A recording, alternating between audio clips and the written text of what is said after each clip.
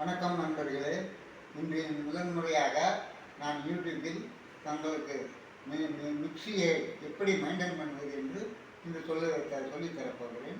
அதை தாங்கள் அனைவரும் பார்த்து எனக்கு ஆதரவு கொடுக்கும்படி மிகவும் தாழ்மையுடன் கேட்டுக்கொள்கிறேன்.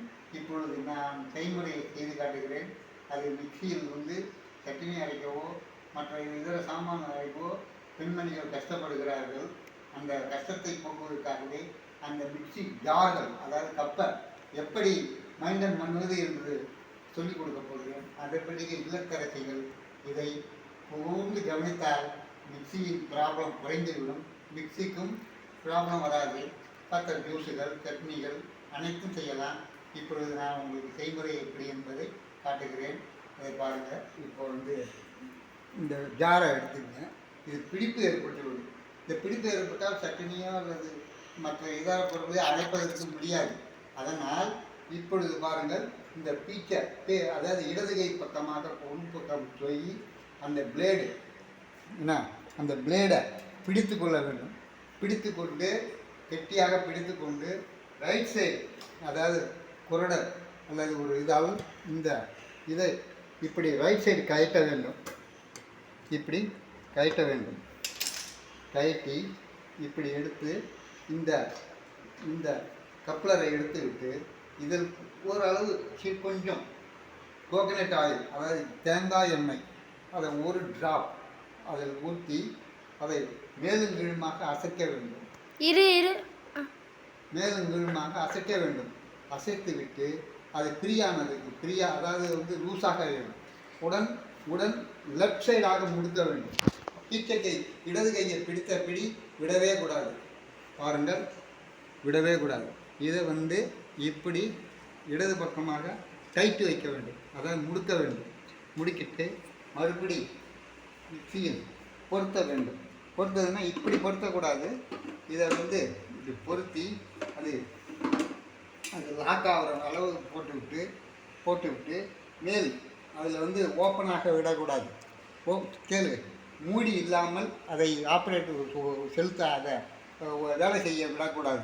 அதை மூடியை போட்ட பிறகு பிறகு மின் சாதனத்தை பொருத்த வேண்டும். மின் பிளக்கில் பொருத்த வேண்டும்.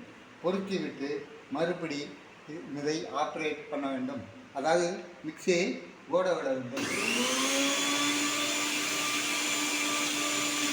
இது வாரம் இருமுறை செய்தாலோ இல்லத்தரசிகளுக்கு இந்த கஷ்டங்கள் நீங்கிவிடும். மறுபடி இன்னொன்று சொல்ல போகிறேன், அதையும் தெரிந்து கொள்ளுங்கள். இதில் ஒரு ராடு பொருத்தப்பட்டுள்ளது.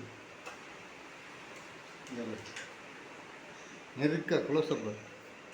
இதில் ஒரு ராடு பொருத்தப்பட்டுள்ளது. இதில் பார்த்தீர்களானால் இதில் ஒரு புஷ், பித்தளையால் செய்யப்பட்ட புஷ் என்கக்கூடிய ஒரு பொருள் பொருத்தப்பட்டுள்ளது.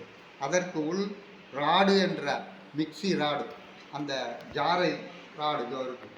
இதுதான் ராடு. இதுவும் இதில் வாஷர் பொருத்தப்பட்டுள்ளது, ஒரு வாஷர். அப்புறம்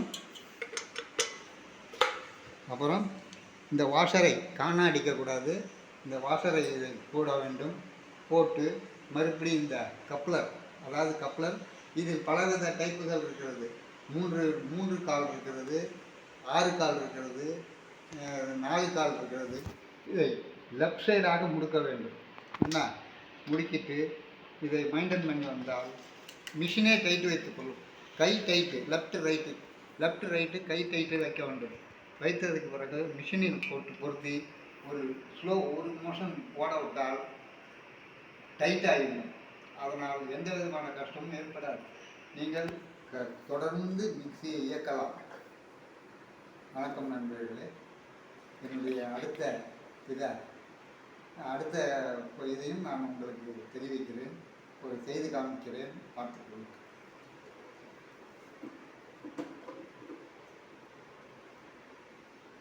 அடுத்து இதை மூடி போடாமல் தவறுதலாக கையை விடக்கூடாது. உள்ளே கையை விட்டால் கை துண்டாகிவிடும். அதற்காக முதலில் சேஃப்டி, பிறகுதான் மிக்சி ஆப்ரேட்டிங். மூடிவிட்டேன். இப்பொழுது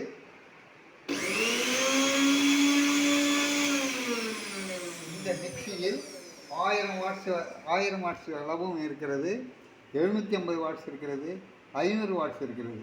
இது கேட்ரிங்காக உள்ள மிக்சி, ஹோட்டல் வகைராக்கு உள்ள மிக்சி இந்த 1000 வாட்ஸ். நான் இன்னும் பலவிதமான வைண்டிங்குகள், பலவிதமான ஆர்மிச்சர்கள் எப்படி இயங்குகிறது என்பதற்கெல்லாம் செய்து காட்டுகிறேன். அடுத்த யூடியூப்பில் அடுத்த இதுக்கு சொல்கிறேன். அதை நீங்கள் பார்க்க தொடர்ந்து நான் செய்முறைகளை செய்து வருகிறேன், காண்பிக்கிறேன் மக்களுக்கு.